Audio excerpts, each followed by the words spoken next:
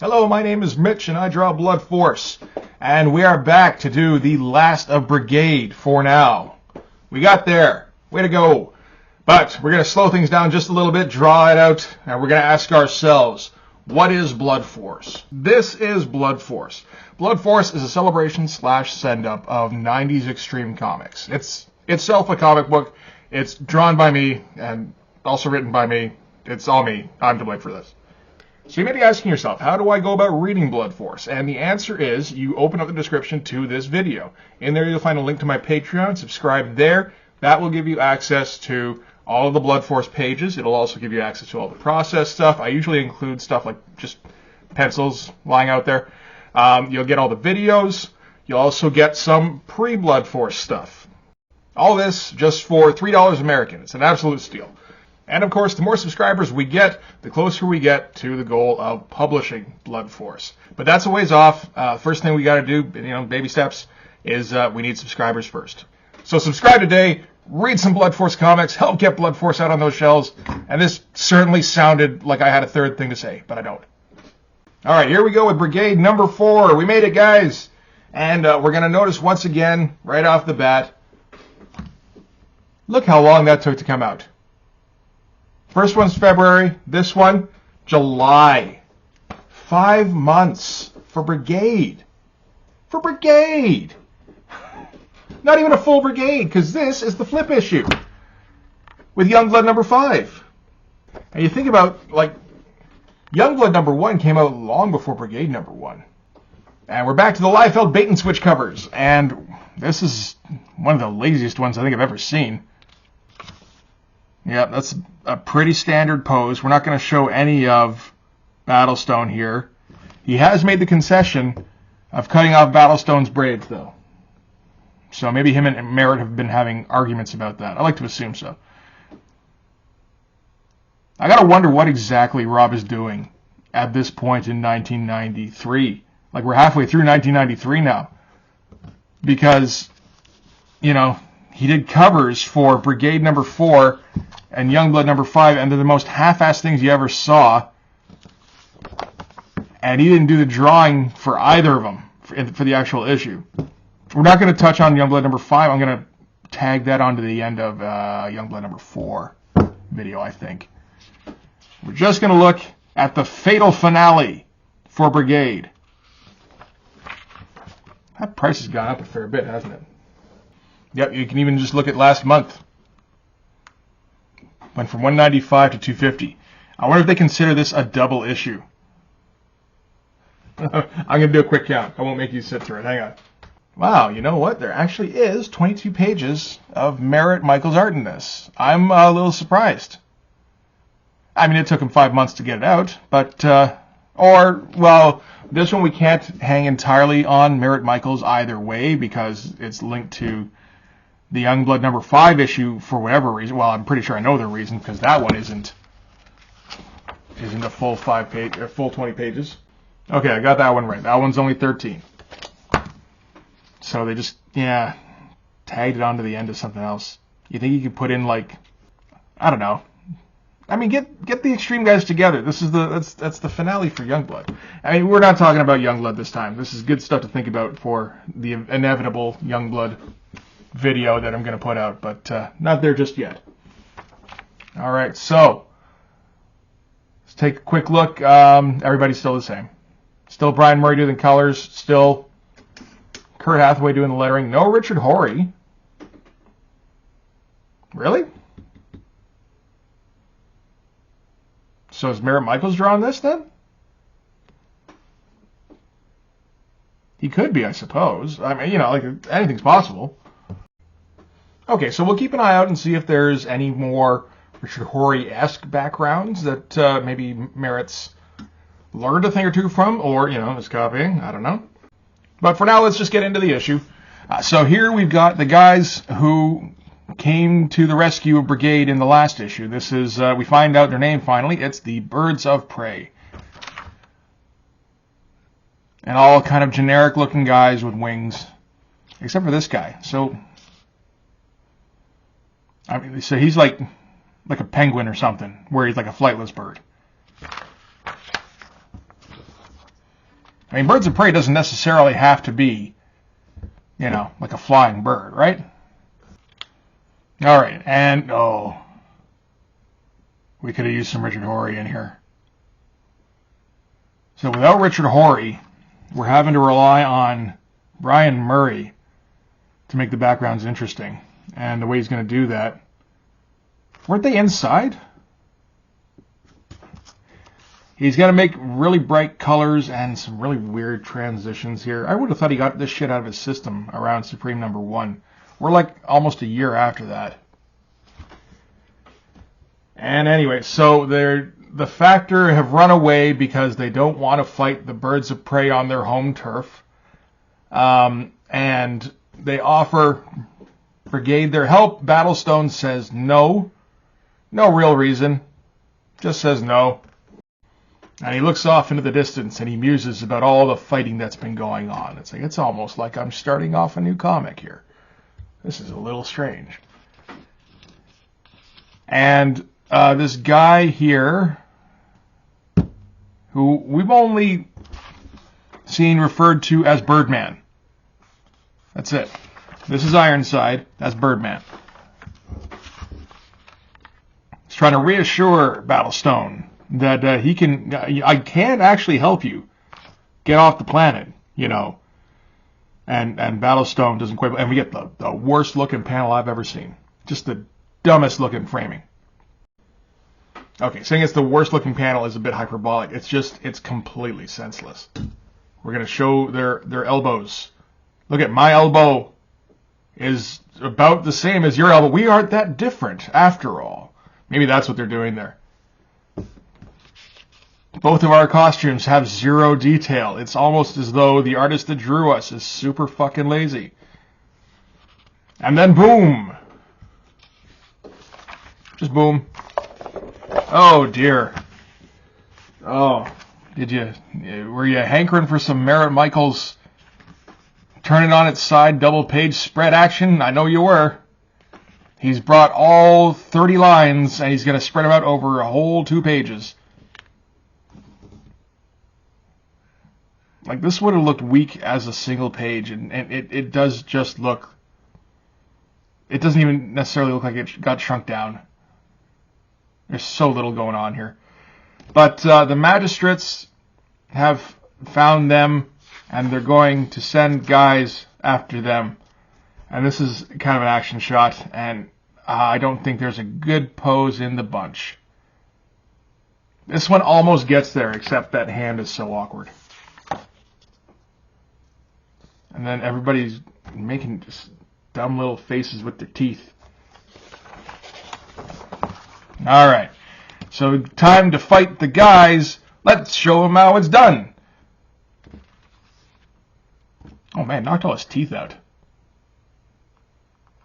That's something, I suppose.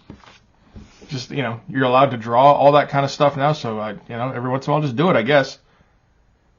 And, yeah, they're just going to punch guys until something happens. You know, this is what they ran away from in issue 3. Was having to punch all the guys over and over again. They can't keep doing that. They got to come up with a plan. As far as everybody knows, there is no plan. And then it looks like the birds of prey are clearing a path for them to go somewhere. Yes, we'll say that. Decent pose here. This helmet is so fucking weird. I guess these are meant to be feathers or something. I wonder if it's meant to be like an energy thing. And just Brian Murray never got the memo. Like, he would have done that all day, you know, just like do a weird little transition out from the sides there. If he just known. All you gotta do is tell him, Merritt Michaels.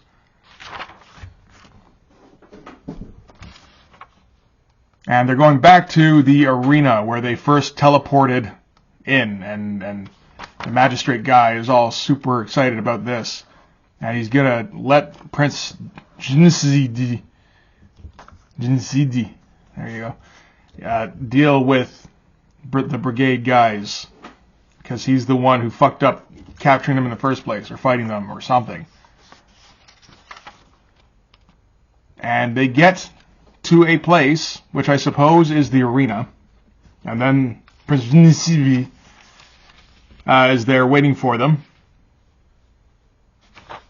And he says that if they want off the planet, then he'll fight them for it. Which is pretty fair.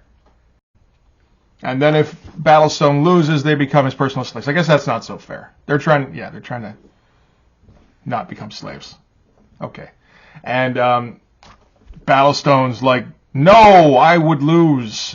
And slips on a banana peel. I don't know, is he going to try and jump up there? Is that what he's doing?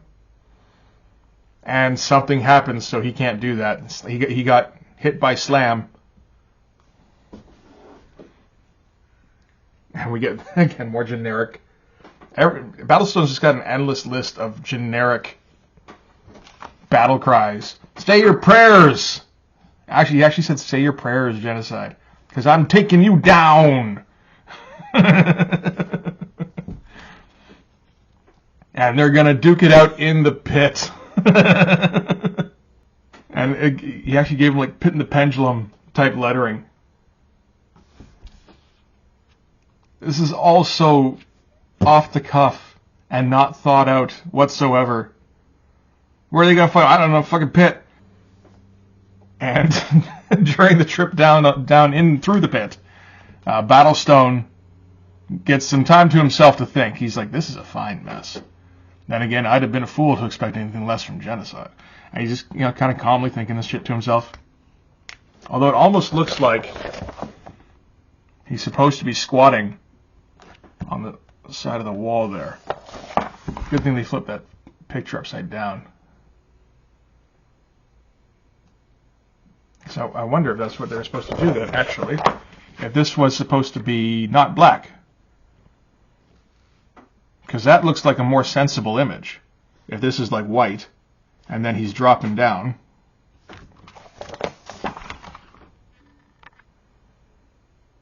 I don't know. It doesn't look great either way. And we get more bad battle cries. Stop stalling and show yourself. Get out here so I can see how well you fare against my total unbridled fury. This is fury. And they're going to duke it out. Let's see if we can find any more. It was you and you alone who started this madness, though it falls on my shoulders to put an end to it. And you seem to get a real kick out of ruining our lives, genocide. Let's see how you like it when I rip your world apart piece by piece. So it's not just the art that is lazy and lackluster. It's also the writing. This thing is just C-list all the way through. And we get the whole, you don't have what it takes to deliver the killing blow. And he's like, wrong, I do have what it takes. And he's like, fine, do it then. And he's like, I don't feel like it. Ugh. I thought this was the kind of thing we were like getting over with Image Comics. And then, blasting through the wall. That's not really how shadows work. Unless this thing is pretty much behind him and gigantic. But otherwise he'd be very lit up. That would make more sense, right? Whatever. And we haven't seen like a single background to this entire thing, have we? And so Brigade have been running around looking for Battlestone. They didn't want to jump down the pit, I guess. And more of the flunkies have come, the putties, the foot soldiers. And when I was younger, I thought this was kind of a cool shot, except for all the detail being cross-hatched out of Battlestone's hands. I think I was probably right. It's not a terrible, like the silhouette of that is fine. And these lumps of muscle, they don't make any sense really, but they're better than his usual lumps. And Genocide comes in and he's gonna shoot a Battlestone. And do we ever get his name? I have no idea. But he gets Battlestone out of the way, but nobody cared about Atlas, which is true. Oh, that's where his fucking braids went. Atlas cut him off, and he's just like, these are mine now. And then Atlas gets the dramatic This is intended to be dramatic too, because Merritt Michaels all of a sudden put more detail into everything here. Like on the arms, nobody had veins up until this point. Put a little bit of shadow in there, a little bit of shininess. Like the legs get, the inking gets... Is it just a different inker? It could just be a different inker. The inking is much tighter. But even that, yeah, no, there's like... Yeah, there's bicep veins here and like folds in the cloth or in the muscle, perhaps. There is a bit more detail here and there. Still a little more backgrounds. But more details in the figure. So Merritt Michaels was enjoying this page, and he thought this was going to look pretty good. And Atlas grows when he dies. So I guess, yeah, he's so big. Why shouldn't he have become smaller? And so I guess normally he's like 40 feet tall, or whatever he was in the issue 1. And I always thought this was kind of funny, because this is, you know, like we've barely seen these characters. I guess they, like the creators, have been living with these characters for like a year and trying to do something with it. We've only seen 4 issues, of course. And then, so yeah, this guy, and Atlas has been the least highlighted throughout the course of the series. He's had nothing to do whatsoever. And oh no, Atlas, we're so sad. Hey guys, wouldn't it be cool if Jeff Matsuda drew Brigade instead? That'd be alright, right? I mean, he does do Brigade number 0. I suppose we should do that at some point. And it does look better than this. It's not quite this good, though. He put a little bit extra into this. And now Battlestone is he's past unleashing his full unbridled fury, so he's got extra fury now.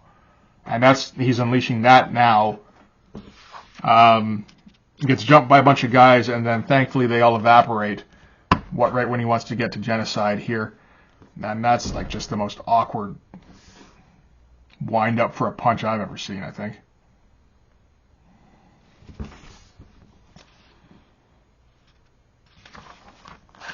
And then he gets stopped from killing again, even though we just saw...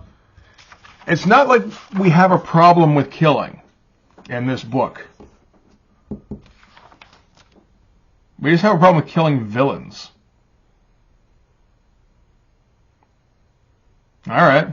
I mean, if that's how it's going to go.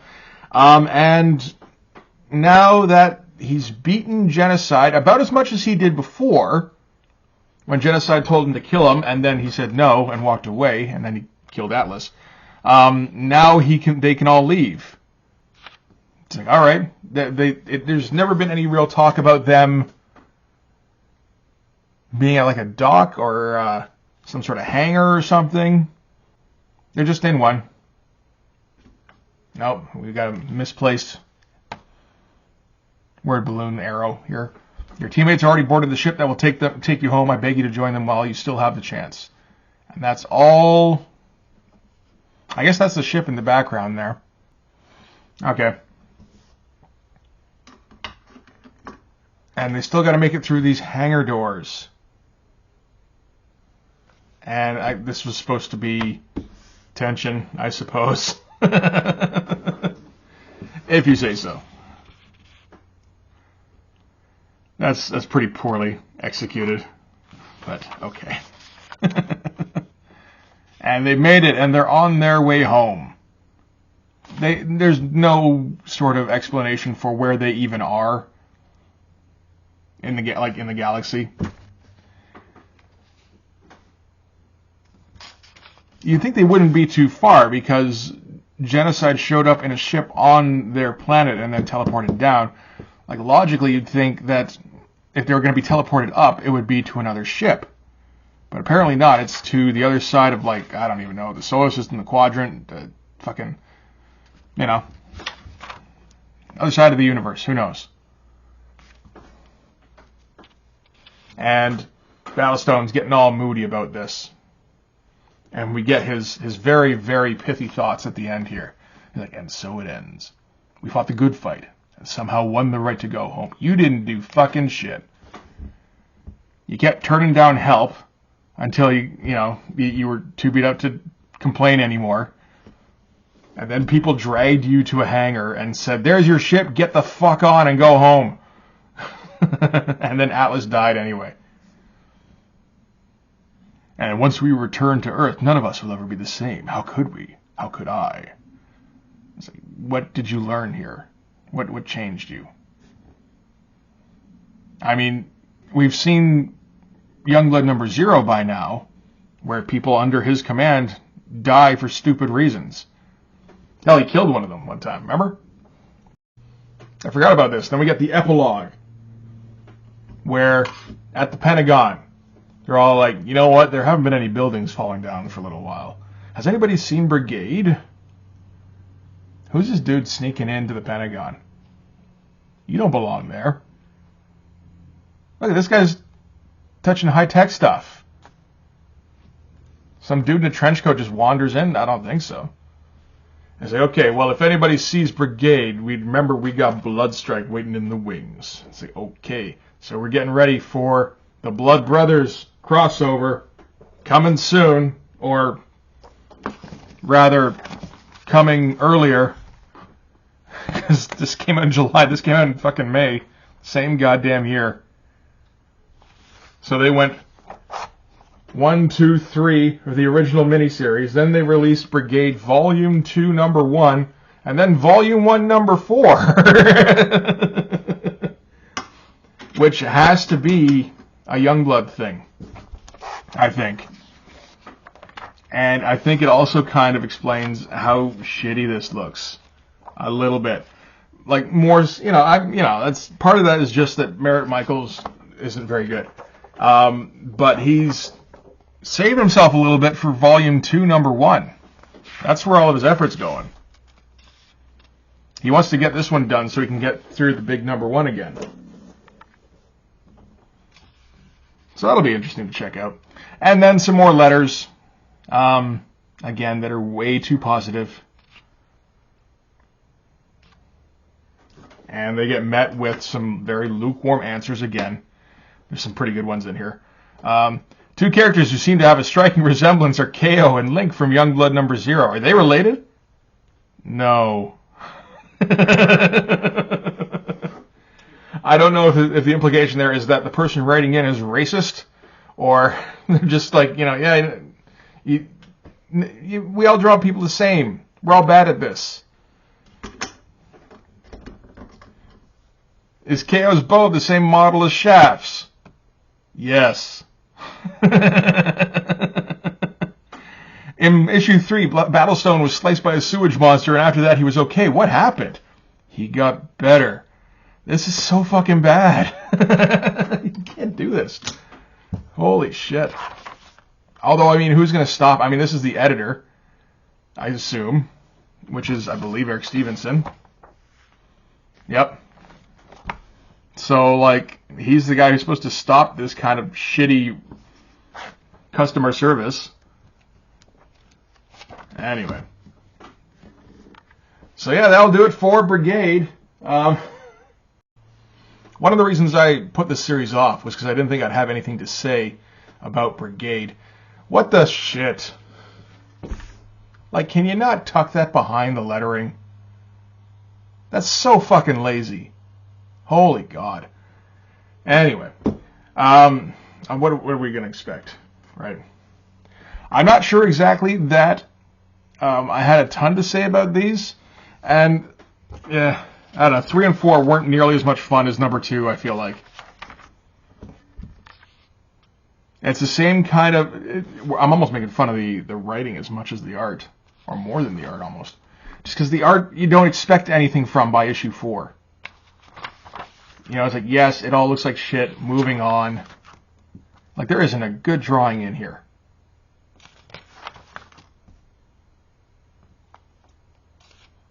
And again, he was getting paid better than the going rate for this. Like, seriously, everybody at Marvel and DC right now is work for hire. Offer them that rate. Your comic will look better. Oh, but then I won't. My buddy won't feel good. Oh, that wouldn't be okay. Get him doing fucking pin-ups and backups. Get him inking. He can probably ink. In short, get him doing the kind of shit Marvel had you doing until he gets good. Stuff like Marvel Comics Presents, or, pin-ups, or covers, inking jobs, guest spots. If you don't have, like, a What If, or some shitty comic like Coyote to pawn a dude off on until he gets better, but there's still stuff he can do. I guess the problem is that Liefeld thinks he's an IP generator, and he has to get his stuff out to the market, right? He can't do it all himself. He can't do any of it himself. And he refuses. I'll do covers. That's all it's needed for somebody to buy it. And then I'll hire nobodies to actually do a substandard job on the interiors. Anyway, it's such a fucking, like, fly by the seat of their pants kind of thing. They're just making this shit up as they go and not really trying very hard and still making millions anyway. It's fucking crazy. Anyway, that should do it for this one. Thanks very much for watching. If you like this video, please hit like, hit subscribe, and the notification so you'll know when I drop the next one. What's the next one going to be? We don't know yet. It's a surprise. And then go over and follow me on Twitter. But most importantly, subscribe on Patreon. That's where all the Blood Force stuff is, all the pages, all the process stuff. And that's where all these videos are as soon as they get made. So if you don't feel like waiting until the next one, you can go check it out right now. It's probably up. Might be up. It's a possibility it could be up. And yeah, thanks again for watching. I'll see you guys in the next one. Okay, bye-bye.